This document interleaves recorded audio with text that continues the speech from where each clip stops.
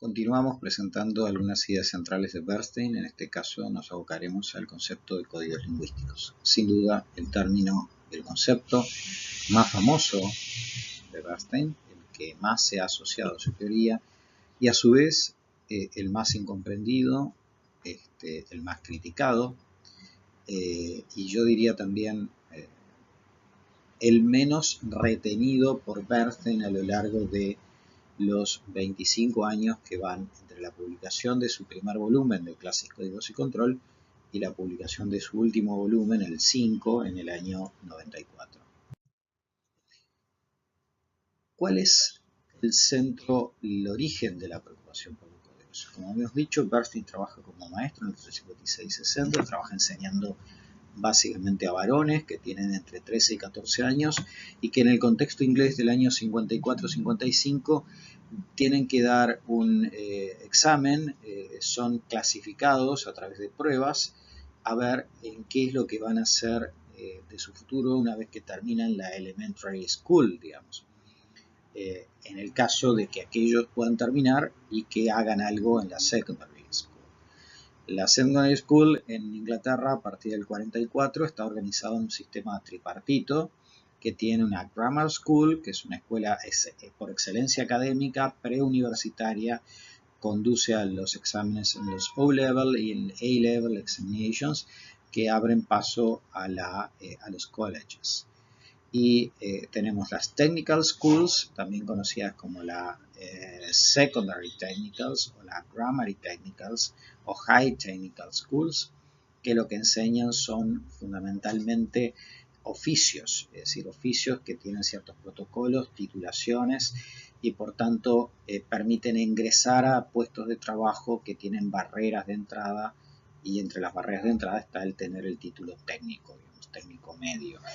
Y después tenemos la Secondary Modern Schools, que eran escuelas creadas en el 44, fruto de la negociación entre conservadores y laboristas en ese año, y que tenían como finalidad que los estudiantes que habían hecho la Elementary School pudieran finalizar una formación con algunas habilidades muy prácticas que les permitieran en alguna medida acceder a los puestos de trabajo que se estaban generando en la administración, en los servicios, en el comercio, es decir, puestos de trabajo no manuales o eventualmente también en la medida que el matrimonio se había diferido en el tiempo y había una parte de las mujeres que no había entrado en el mercado de trabajo a pesar de la guerra, bueno, que esas mujeres tuvieran algún otro tipo de conocimientos o habilidades prácticas relativas a lo que se llamaba la administración del hogar. Entonces, evidentemente los caminos para aquellos que podían llegar a ser las secondary schools eran muy restringidos. Pensemos un poco en los experimentos que narra Bernstein, que de unos 300 estudiantes que él tenía, sobre los cuales hace un estudio y publica en el año 58, de esos 300 estudiantes, unas pocas decenas logran ir a una secondary school, y de esas pocas decenas, solo 6 van a la grammar school y todos fracasan. Entonces, el punto de interés de Bernstein era explicar por qué algunos accedían a la secondary school, o sea, por qué se seguía estudiando en la secondary school, por qué existía una acreditación diferencial de la grammar school o no, o sea, un éxito en completar sus estudios. Y el punto de respuesta frente a todo esto era discutir que esto se debía exclusivamente al coeficiente. Es importante entender que el interés de Bernstein como un estructuralista no está en los contenidos. Es decir, no trata de saber cuánta matemática sabían, o cuánto sabían de historia de Inglaterra, o cuánto sabían de literatura inglesa. No es ese el objetivo del análisis bernsteiniano en educación, ¿sí? Tampoco lo es, por diferencia del otro sociólogo de la educación muy famoso, que es Pierre Bourdieu, qué contenidos no escolares, por ejemplo, los gustos por la música, la apreciación de las obras modernas de teatro, la caligrafía que tenían los estudiantes, tampoco es eso. Es decir, no es el contenido escolar aprendido y tampoco, por lo tanto, el quantum cuánto de matemáticas saben, ni tampoco ese otro contenido que también uno puede decir se aprende en la escuela en alguna medida, pero que no es parte de las disciplinas del currículum clásico, ¿sí? No es eso otro, digamos, las reglas de la moral o la buena costumbre o del arte, etcétera. Eso que en la escuela podríamos llamar cultura general, ¿sí? No es eso. Esa frontera gris en la que se mueve por excelencia Bourdieu cuando estudia Les Héritiers, o sea, los herederos. Los estudios de Bernstein van a las formas. ¿Las formas de qué? Vamos a ver ahora. Entre paréntesis, esta idea que el foco de la sociología no está en el contenido va a llevar entre toda la teoría de la reproducción, fundamentalmente después en los sociólogos que se llaman las teorías de la resistencia, de fuerte inspiración marxista y después Foucaultiana, al análisis de lo que se le llamó el currículum oculto, opuesto al currículum prescripto. ¿Cuál es el currículum que el prescripto? Es aquel que establece qué contenidos de matemáticas se debe aprender. O sea, bueno, en cuarto año de escuela se tiene que aprender que hay triángulos clasificables por sus lados, comparando lados, o hay triángulos que se clasifican comparando ángulos. Entonces, esos contenidos, no está interesado en eso. No está interesado en el currículum oculto en el sentido que lo manejan las teorías de la resistencia, ¿sí? Aunque veremos de que Bernstein sí se mete en algunas cosas de estas, aunque no en todo lo que se puede establecer allí. El centro de Bernstein es el lenguaje usado o cómo se usa el lenguaje, comparando al lenguaje que usan los exitosos frente a los que no lo eran. Están los cómo hablan, y no los cómo hablan en el accidente, en las ocasiones, o en la descripción minuciosa de algunas interacciones lingüísticas, como por ejemplo hacía en esa misma época Garfinkel del otro lado del océano en Estados Unidos en la etnometodología. No, es las formas que hacen posible que se hable de una forma y no de otra. Es así que aparece el código como una estructura que da forma al uso del lenguaje, ¿sí? Ahora, tenemos que tener presente que Bernstein no usa un único concepto de código durante toda su carrera. El concepto de código lingüístico, que él dice en una parte debería haber acuñado el término sociolingüístico y no meramente lingüístico, se fue modificando. Uno puede rastrear 4 grandes definiciones de código. Estas definiciones de código se dieron desde el 58, 59, que aparece la primera, hasta la última etapa, en un constante y explícito, y subrayo la palabra explícito, debate con sus críticos, con sus intérpretes, con sus alumnos, y que Bernstein registra en todas sus obras. Es decir, la huella del debate académico es posible mirarla en los libros de Bernstein, ¿sí? Algo que, por ejemplo, no ocurre con Bourdieu, ¿sí? Bernstein reacciona, hace un rejoinder a muchos de sus críticos en buena parte de sus revistas, y son muy esclarecedores respecto a las posiciones que él discute. La primera definición de código como tipos de lenguaje es del año 58 y 59, previo a su ingreso a la University College of London. Ahí habla del lenguaje público y el lenguaje formal. Entonces, ¿qué dice él? Bueno, yo encuentro entre mis alumnos dos usos del lenguaje diferentes que los puedo agrupar con estas descripciones o indicadores de cómo se construyen las frases. Cómo se construye quiere decir cómo se organiza las palabras, tanto oral y sobre todo oral, pero también escritas. Es decir, un análisis morfosintáctico de la lengua usada. Entonces, ¿qué dice Bernstein? El lenguaje público usa frases cortas, gramaticalmente simples, o sea, no hay oraciones subordinadas, o grandes complementos, o una multiplicación de complementos o de formas de adjetivación. ¿Sí? ¿Cómo unen esas frases cortas las personas que usan el lenguaje público con conjunciones, con un uso repetitivo de las mismas conjunciones, y muy pocas, el y, el o sea, el entonces o el por qué. ¿Sí?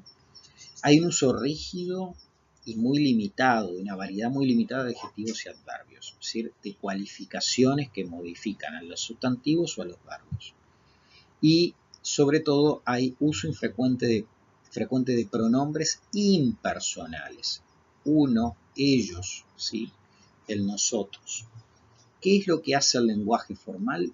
Por el contrario, hay un orden gramatical exacto, hay una cuidada elaboración de la gramática en todos sus términos. La sintaxis es explícitamente y conscientemente trabajada.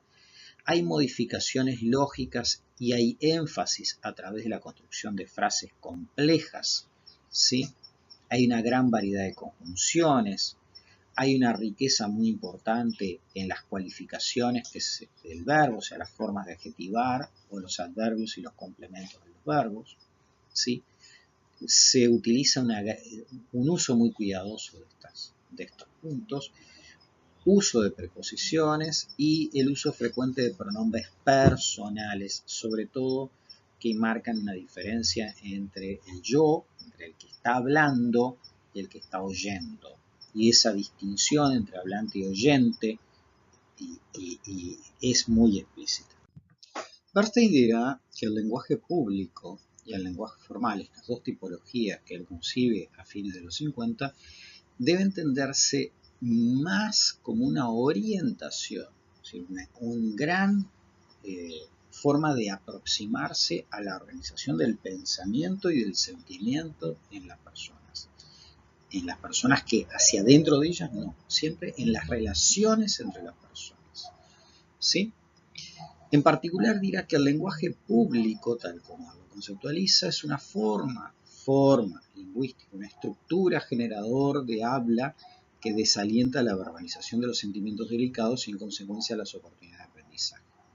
Tratemos de recordar un poco y de situar por qué piensa esto, de dónde sale esta categoría tan abstracta que él está definiendo.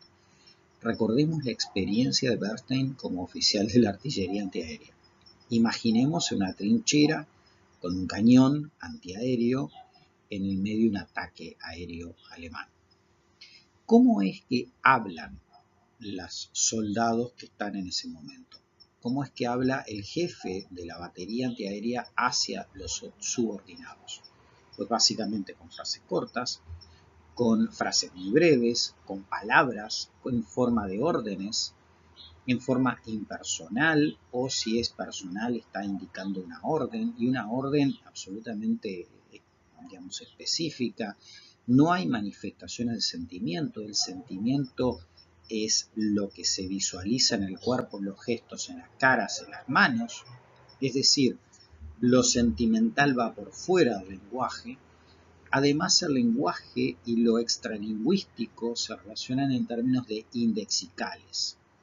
El artillero que mira el cielo dice, no hay una gran frase que dice, hay un avión azul que viene volando justo enfrente de nosotros para tirar una bomba que nos va. No, es imposible. Al cabo de esa frase es una ya.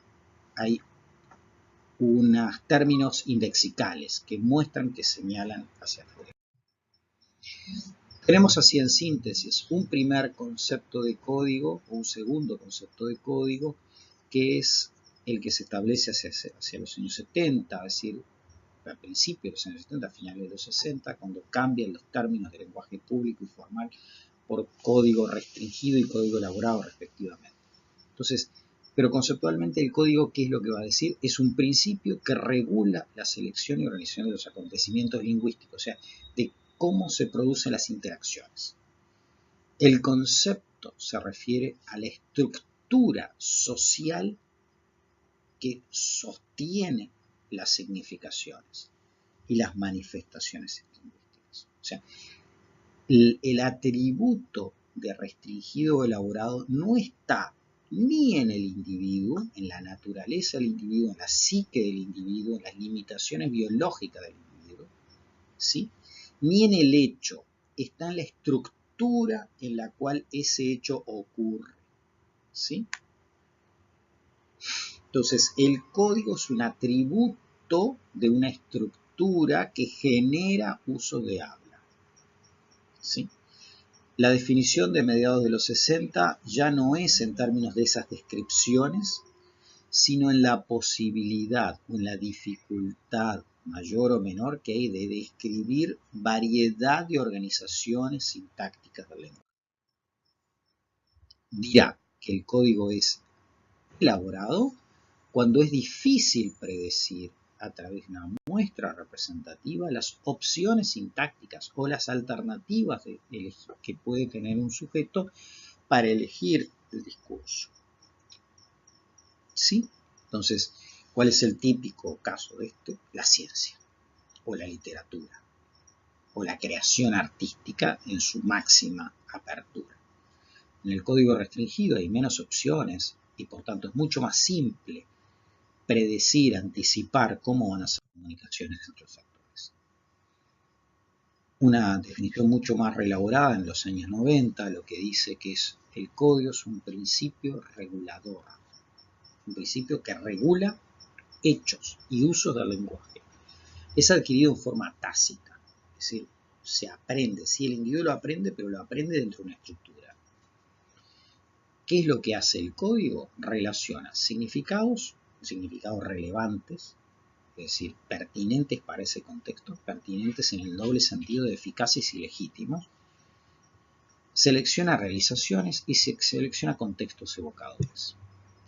El código presupone una jerarquía de formas de comunicación. Hay formas que se pueden comunicar así, hay formas que no se pueden comunicar así. Sí, los códigos permiten distinguir entre contextos, distinguir entre formas de creación y formas de realización. ¿Sí? A nivel del sujeto, los códigos se adquieren como reglas de realización y de reconocimiento.